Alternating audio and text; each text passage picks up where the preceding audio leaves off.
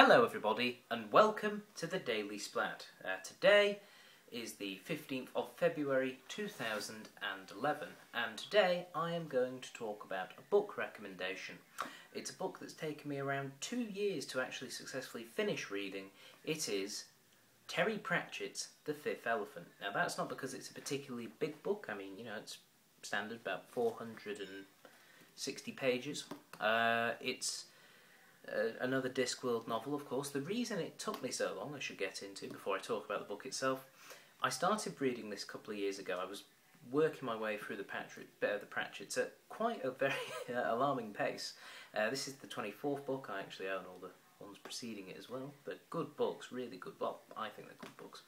And then this one I actually lost for a while, for about a year, halfway through, and then when I got it back I was like, oh okay, good, I can finally try and read it, but obviously I'd forgotten bits of it, so I tried going back to the start, but when I was reading the first 20 pages or so I thought, now I remember all this, and it was annoying me, so what I had to do was put it away again so that I had sufficiently forgotten it before being able to basically start fresh, which I did. I've been reading it over the last couple of weeks and finished it today.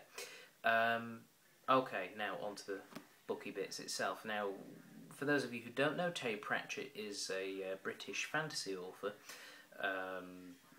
you know, dealing with, you know, elves and dwarves and that sort of thing. But I'll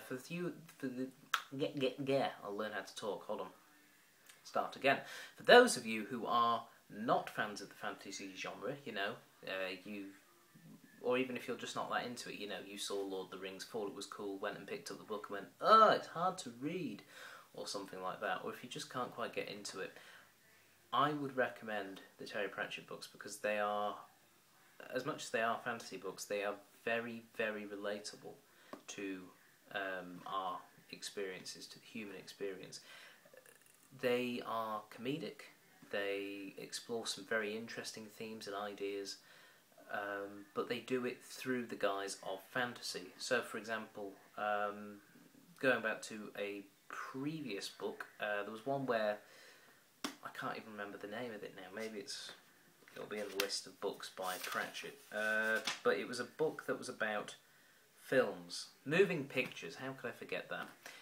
Basically, it was a book about how this fantasy world, the Discworld, discovered how to create cinema, and it basically sort of explored the early days of cinema in reality, but through the guise of, you know, trolls and dwarves and magic and things like that.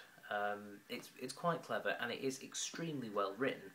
Now, The Fifth Elephant is one of Terry Pratchett's Sam Vimes books. He's got specific characters that he tends to stick to: Rincewind, Granny Weatherwax, Death, who appears in all the books, and Samuel Vimes, who's the captain of the Watch of the City, Ankh-Morpork, essentially the head of the police department in loose terms.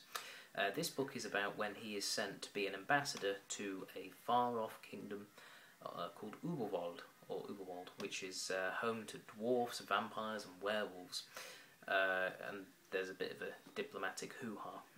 It's part crime thriller, part comedy, and of course part fantasy, and it is a tremendous read. Now, Pratchett did write the books with the intention that you don't have to read them as sequels. You know, he does follow these characters through various adventures, but you generally don't need to have read the other Samuel Vimes books before this. You know, you don't necessarily need to have read the first one that he appeared in, Guards, to understand this as just a very enjoyable book. However, I personally choose to read the books in order, just so I have a better understanding of the evolution of the characters. It does back reference the odd thing from previous books, but not in a way that spoils the read.